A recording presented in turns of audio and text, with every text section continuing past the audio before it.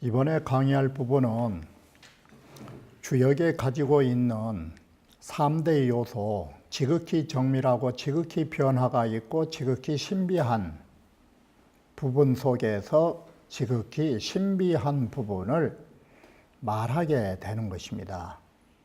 주역에 신비한 부분이 있고, 그렇다면 이 세 가지 부분이 끝나고 나면 다시 무엇으로 연결되는가? 주역에 이처럼 지정, 지변, 지신이 있다면 이것을 종합하는 존재가 누구인가?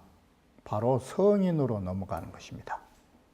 이렇게 해서 이 장의 말미에 끝맺음은 결국 성인이 이러한 세 가지의 주역의 이치를 갖추고 있다로 넘어간다라는 점을 눈여겨봐야 되는 것입니다.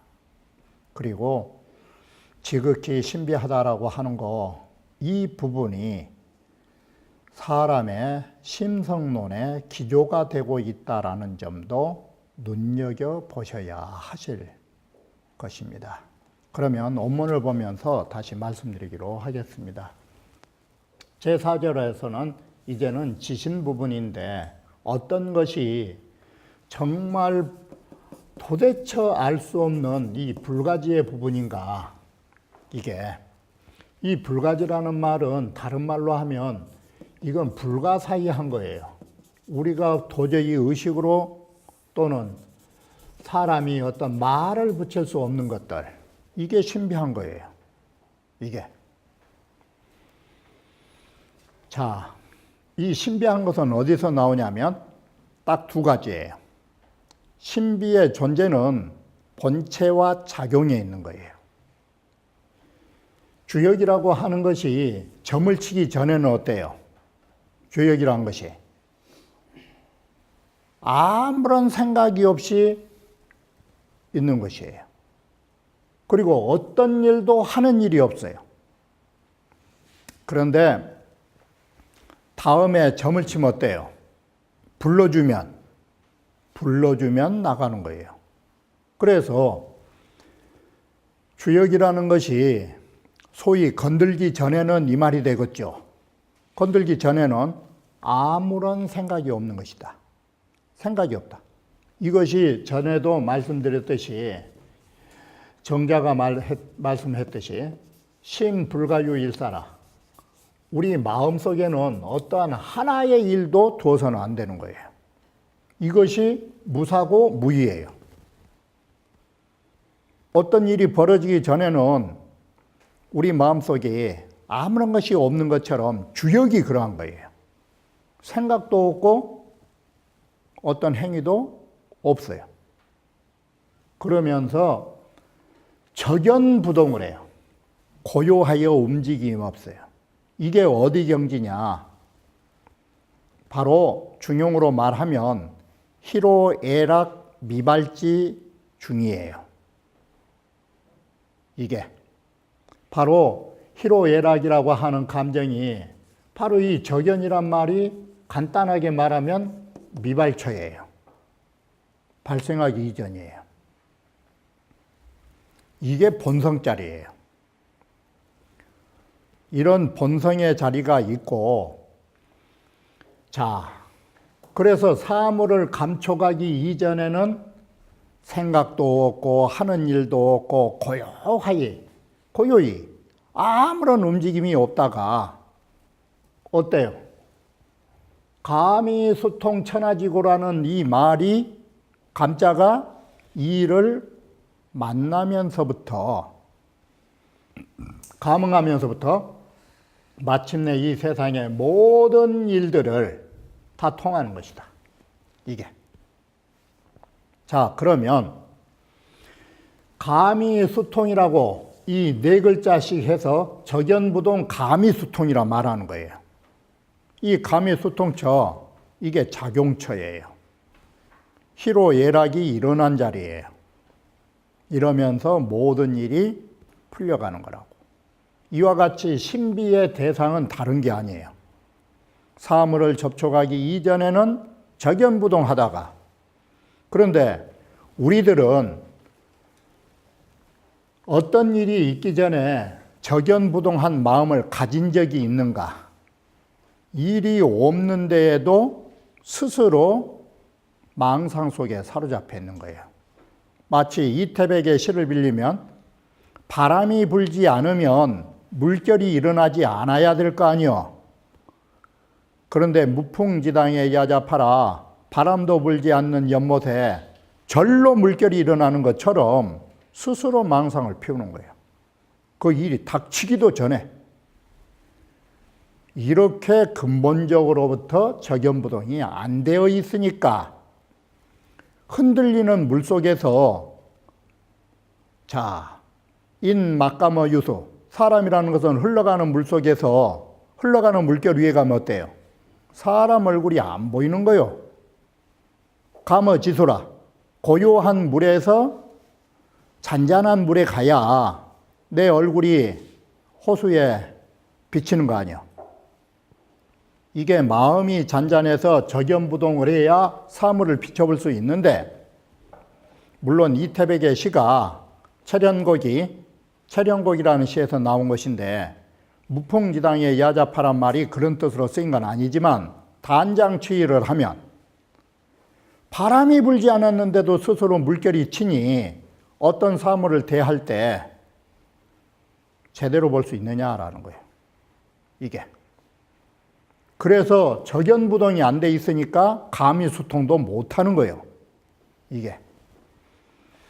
우리의 신비는 다른 데 있는 거 아니에요.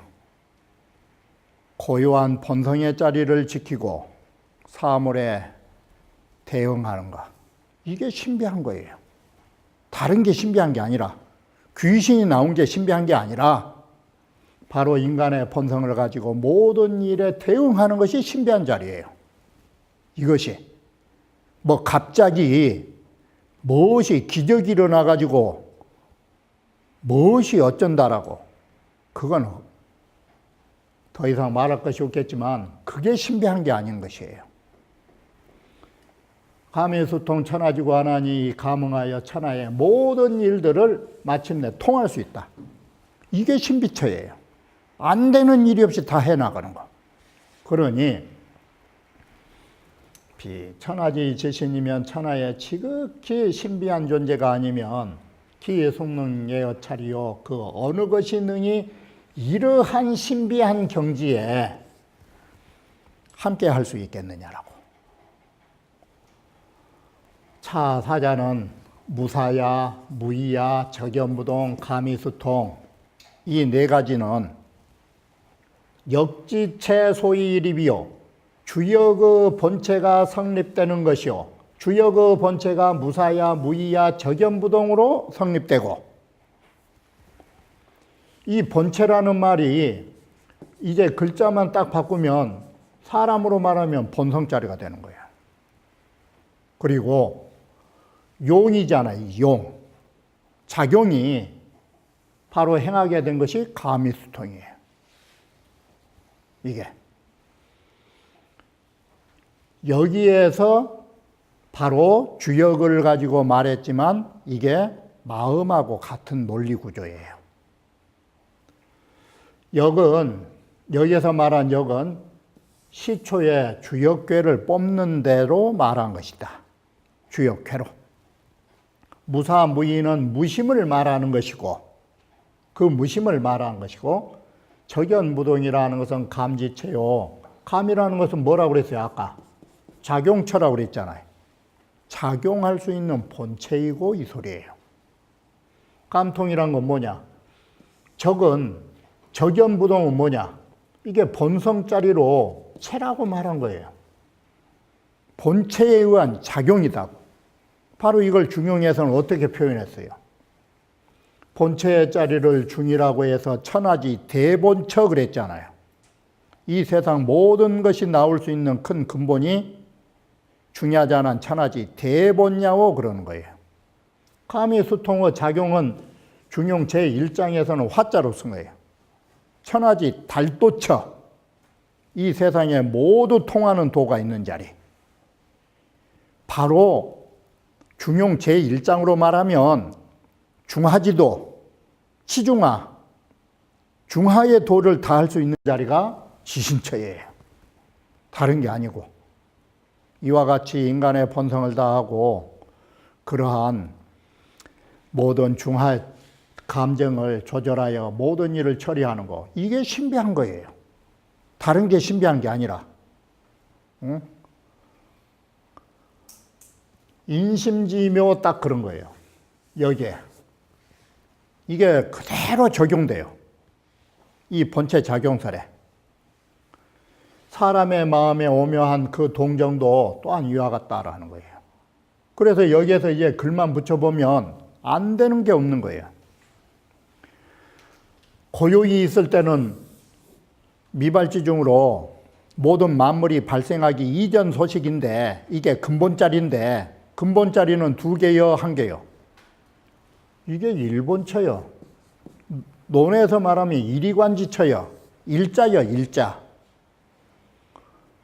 감흥에서 작용이 나오면 이게 뭐가 나와? 쉽게 표현하면 만감이 나온 거 아니에요. 만감. 이게 만수처요. 이게. 논어에서 말하면 일이 만수처는 뭔 자로 썼어? 관지라는 관자 뜻이야. 이게. 오도난 일관지가 이렇게도 먹어가는 거예요. 하나의 마음으로서 하나의 마음의 이치로 범응곡당 그랬잖아. 주자가. 관자 뜻을. 범응곡당. 범범하게 모두 널리 응하고 응하는데도 어때? 엉터리로 응하면 안 되겠지. 굽이굽이 어느 것 하나 잘못된 것이 없이 타당하게 하는 거. 이게 이 자리야. 가미수통자리야. 이렇게 해서 여기에 대비해서 보지 않을 자리가 없는 거예요. 이게. 그래서 사람 마음에 오묘한 성정론도 이 동정을 딱 바꾸면 정은 성이요, 동은 정이라. 인간 성리학의 가장 기조가 되는 성정론, 그것도 이와 같은 것이다. 이게. 이걸 그래서 적연부동 가미수통을 그렇게 갖다 썼어 한 거예요. 자, 여기까지가 주역의 지정, 지변, 지신을 논술한 거예요. 그러면 이것을 종합해서 인격화한 사람이 누구냐? 성인이. 그래서 제5절은 5장에 5절로 오면 성인 자격 심심지충이라 성인께서 주역을 지을 수밖에 없는 것, 아까 말씀드렸듯이 성인이 주역이기 때문에 주역을 만들 수 있는 거예요. 주역은 성인의 도고 성인의 도는 성인만이 만들 수 있다라는 생각을 가져야 되는 거예요. 성인만이 주역을 만들 수 있는 것인데 여기에 아주 매우 지극히 깊은 그 마음을 가지고 주역을 진 것이다. 부역은, 주역이라 하는 것은 어떤 대상이냐? 주역은 어떤 대상이냐? 성인이 소위, 성인지 소위 극심히 연기하니 성인이 심오한 자리를 다 파헤치고 일의 기미를 탐구할 수 있는 바의 책이 주역이다. 그러면 여기에서 극심 연기라는 말이 나오는데 이 심자가 뭔 뜻이냐? 여기에서는 극심이라는 걸 지정이라고 딱 쓰는 거예요. 지극히 정밀한 자리. 그걸 심자로 쓴 거예요. 그래서 극심이 지정이 나온 거예요. 그러면 연기는 결론부터 말은 뭐예요? 지변이에요. 그런데 자, 여기 주를 하면서 다시 보완하면 연기라고 할 때 연자가 살피다, 탐구하다 뜻이에요. 이게. 그런데 기미라고 하니까 탐구보다는 살피다 글자가 낫기 때문에 주자가 살핀다라는 것과 같은 의미다라고 하는 거지. 이 연구한다라는 연자가 살피다 뜻은 부수적인 거예요. 탐구의 뜻이 강하지. 그런데 이를 기미를 살핀다 뜻으로 보는 게 더 이해가 쉬우니까 이렇게 써놓은 거예요. 기는 미하라. 이게 선악의 조짐이요. 그러면 자, 이 기자가 기미인데 기미는 어디서 나오느냐? 이건 사물지초야. 사물의 시초의 분기점이야. 그러면 이건 사물상에서 말하는 거예요. 다른 게 아니고. 그러면 심은 뭐요? 여기에서 말한 그 깊은 것을 다 한다는 게 지정인데 이 지정이 어디에 속하느냐? 자, 기미가 사물상이면 정은 어디에 해당되겠어? 성인의 심리상 문제예요. 성인의 마음 자체가 지극히 정밀한 기계처럼 빈틈이 없는 기계예요. 이렇게 보면 지정은 성인으로 갖고 오면 심리상에 해당되는 거예요. 그래서 성인은 이러한 지극히 정밀한 마음을 가지고 사물의 기미를 살펴서 안다 이 소리가 되는 거예요.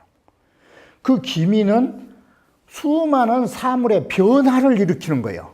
그래 지변이라 하는 거예요. 벌써 이렇게 되면 극심히 연계에도 딱 뭐가 나와? 당장.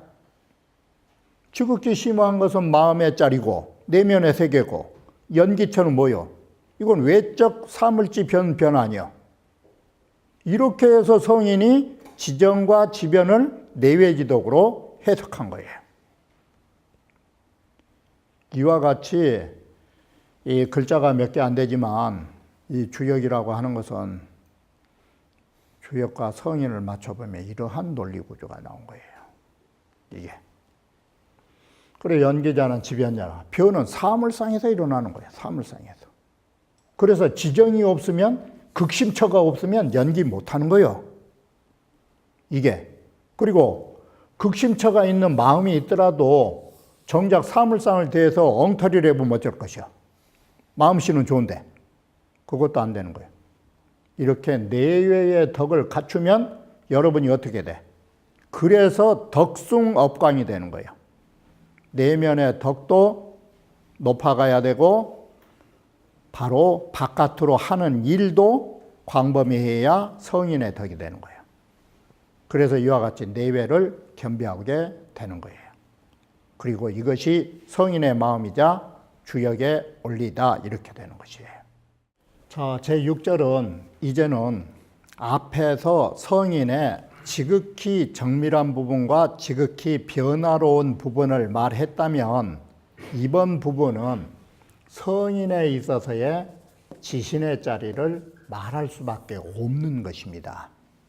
그런데 이 지신이라고 하는 것이 어느 곳으로 통용되느냐? 천하의 모든 용처를 두루두루 한 것이 성인의 지신의 자리로 해당되는 것입니다. 이렇게 해서 주역이라고 하는 걸 가만히 구조를 보면 주역에가 이것이 나오면 성인을 대비하면 거기에 똑같은 대비의 방법으로 글이 쓰여 있는 것입니다. 그래서 이제는 성인의 지신처인데 이 지신이라는 것은 먼저 아셔야 하는 것이 뭐냐면 이 지신이라는 것은 어디에 종합체냐면 앞에서 말했듯이 지극히 정밀하고 지극히 변화하는 이것 속에서 지신이 일어나고 있는 것이에요. 바꿔 말하면 더 쉽게 말하면 성인의 마음과 안으로는 성인의 마음과 바깥으로는 이 하는 일에서 신비한 일이 일어난 것이에요. 이게 성인의 마음을 벗어나서 신비한 게 있다면 어떻게 될 거예요, 앞으로? 결국 신비하다라는 존재는 다른 데 있지 않은 거예요. 지정과 지변 속에서 지신이 성취되는 거예요. 이게. 이 글을 어떻게 썼느냐? 앞에서 지정이라는 것을 심자로 썼죠. 깊을 심자로. 이게 1차로 해석하면 정의자, 지극히 정밀한 자리자, 동시에 마음자리라고 했잖아, 이게. 바로 여기는 심자 하나만 썼지만 앞에서 극심이라고 그랬잖아요. 심오한 걸 다 했다고.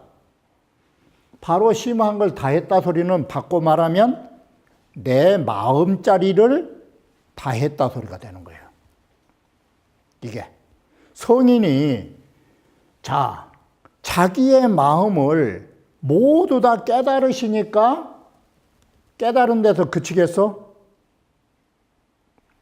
내 마음을 깨달으면은 다음에는 뭘로 넘어가, 이게? 내 마음과 이 세상 모든 사람들의 마음은 하나인 거예요.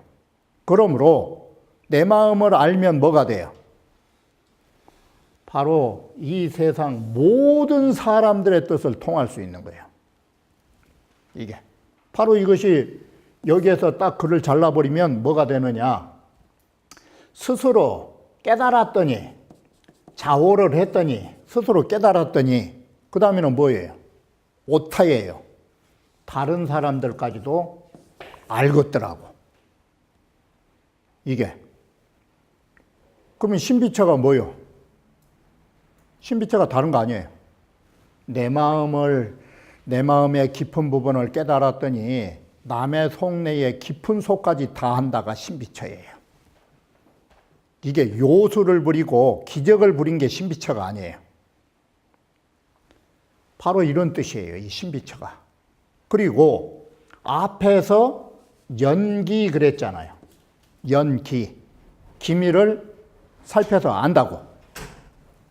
그러면 이것은 앞에서도 말했듯이 일의 기미예요. 일의 기미.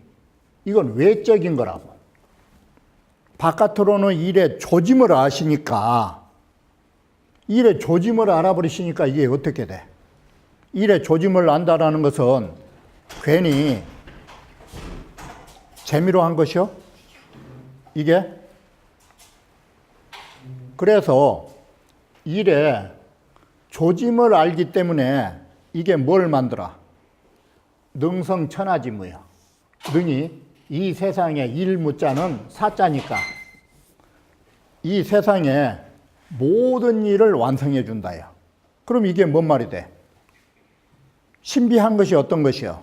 이 세상 사람들의 마음을 다 알고 이 세상의 모든 일을 성취하는 것이 신비처인 거예요. 이게. 그래서 신비처는 뭐가 됐어? 앞에서 말한 지정과 지변을 종합한 것이 지신 나온 거 아니야. 우리의 성인이자 신인의 경지는 바로 이러한 거예요. 안팎으로 다 하는 거예요. 자, 이 신약어로 그래서 이 신비한 것이 있기 때문에 이 일처리들이 빨리 하지 않는데도 절로 빨리 되고, 바로 이게 불질, 불행은 뭔 뜻을 가지고 있느냐. 빨리 하지 않는다, 행하지 않는다는 바로 무의 개념이에요. 하는 일이 없다 이 소리예요. 그리고 앞에서 말하는 무사 개념이에요. 생각하지도 않고 하려고 하지도 않는데도 어때요? 빨리 되고 절로 이르러온다. 이것은 자유예요. 절로 되는 거예요. 아무런 마음이 없는데 이런 것이 신비처예요. 이게 바로 이거 여기에 글을 여기에 분석을 해보라고. 신비처를 어떻게 받는가? 주자도 통지가 뭐예요? 통지는 이 세상 사람들의 마음을 다 통달하는 거. 전제가 뭐예요? 심자. 지정처야. 그리고 성무. 천하의 일을 모두 완성하는 거. 그러려면 연기를 해야 될 거 아니야. 연기처는 바로 지변처야. 이걸 두 가지를 종합한 것이 신지소위 딱 이렇게 하는 거예요. 지극히 신비한 것으로 이렇게 되는 거라고. 바로 이 글을 보면 지신의 개념은 다른 데 존재하는 거 아니야. 이 두 가지를 종합하는 결정체야. 이게. 자, 이렇게 해서 앞에서 보는 바와 같이 주역에 지정, 지변, 지신이 나오니까 성인의 지정, 지변, 지신을 딱 정리하고 글을 마무리 지은 거 아니야. 그래 다시 마무리 지기를 첫 부분 그대로 주역에는 성인어도 4가지가 있나니 바로 이런 걸 두고 말한 거라고. 이게 언동, 제기, 복서. 제10장이라 2장은 상장의 의를 이어서 말한 것이니 주역의 용도라는 것에 이러한 4가지가 있다라는 것을 말해주는 것이다 라고 하는 것이에요. 이게. 이 4가지라고 하는 것은 앞에서 말하는 언, 동, 제기, 바로 복서 이 부분이 있죠. 이게. 이와 같이 주역이라고 하는 것하고 성인하고가 하나가 되는 것을 말해준다라고 하는 것입니다. 그러면 다음 부분에서 다시 이어 말씀드리기로 하겠습니다.